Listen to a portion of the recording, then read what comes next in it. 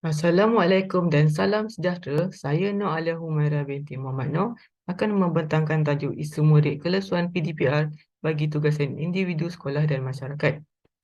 Pembentangan isu ini akan dimulakan dengan pengenalan, faktor, cadangan penambahbaikan dan penutup.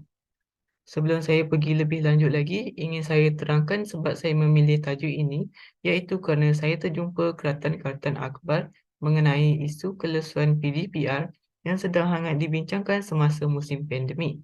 Jadi, menerusi tugas saya ini, saya dapat memberi sedikit pendedahan terhadap faktor yang mendasari isu ini sekaligus mencadangkan solusi untuk membendung isu tersebut daripada berterusan. Pengenalan. Arahan penutupan sekolah oleh KPM telah mendorong perubahan kaedah pembelajaran dari rumah bagi memastikan proses PDP dapat diteruskan semasa tempoh PKP. Jadi, inisiatif PDPR dijadikan panduan kepada guru-guru untuk mengadaptasi norma baru proses pendidikan secara berstruktur dan terancang. Namun, memandangkan proses PDPR merupakan perkara baru, maka banyaklah cabaran sepanjang pelaksanaannya, terutama kepada tenaga pengajar dan murid-murid. Faktor Faktor pertama iaitu tiada campaian internet di rumah dan gangguan kepada akses internet. Kemudahan teknologi sebagai medium utama pelaksanaan PDPR telah menyebabkan kebergantungan kepada sumber internet dan alat peranti untuk mengakses pembelajaran.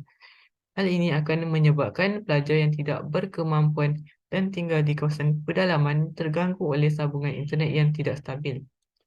Isu ini jika tidak diambil perhatian akan membabitkan jurang digital dan jurang ketaksamaan.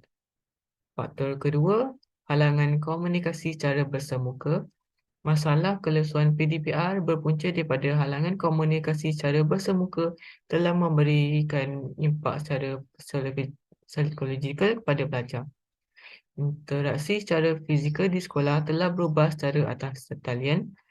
Hal ini bukan saja menjejaskan hubungan sosial rakan sebaya, malah turut melunturkan semangat pelajar dan menyebabkan keletihan emosi, minda dan fizikal.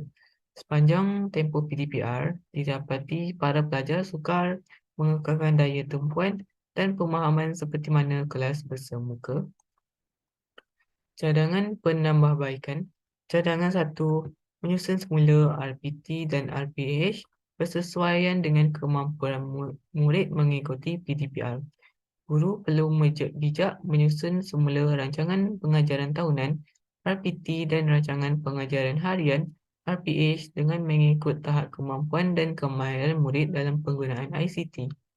Sebagai contoh, guru boleh mengkondusi kelas asinkronus atau pembelajaran tidak segerak dengan memberi ruang bebas kepada murid memilih waktu belajar yang sesuai. Jadi, guru sepatutnya mengubah pendekatan pengajaran dari semasa ke semasa serta membimbing anak murid menyesuaikan diri dengan penggunaan teknologi. Cadangan 2 bagi isu 2, menggalakkan penglibatan murid dan pembelajaran aktif dalam talian. Pelbagai aplikasi yang bersesuai dengan kurikulum sekolah telah diperkenalkan, termasuklah aplikasi-aplikasi yang membantu proses PDP seperti Kahoot, WordWall, Quizlet, GamiLab dan sebagainya. Penggunaan teknologi dalam pembelajaran dapat mewujudkan persekitaran menarik dan selesa semasa sesi PDPR. Oleh itu, guru-guru amat digalakkan mengintegrasikan alat bantu mengajar dalam menyampaikan silibus pembelajaran. Penutup, secara keseluruhannya, kelesuan dalam PDPR membawa kesan serius terhadap perkembangan fungsi psikologi dan potensi pencapaian murid. Namun begitu, PDPR adalah antara jalan terbaik dalam usaha memutuskan rantaian COVID-19 demi kemaslahatan menjaga nyawa rakyat Malaysia. Walaupun pelbagai sokongan sosial telah dijadangkan, pelajar itu sendiri hendaklah berusaha untuk menghadiri setiap kelas PDPR serta melibatkan diri secara aktif.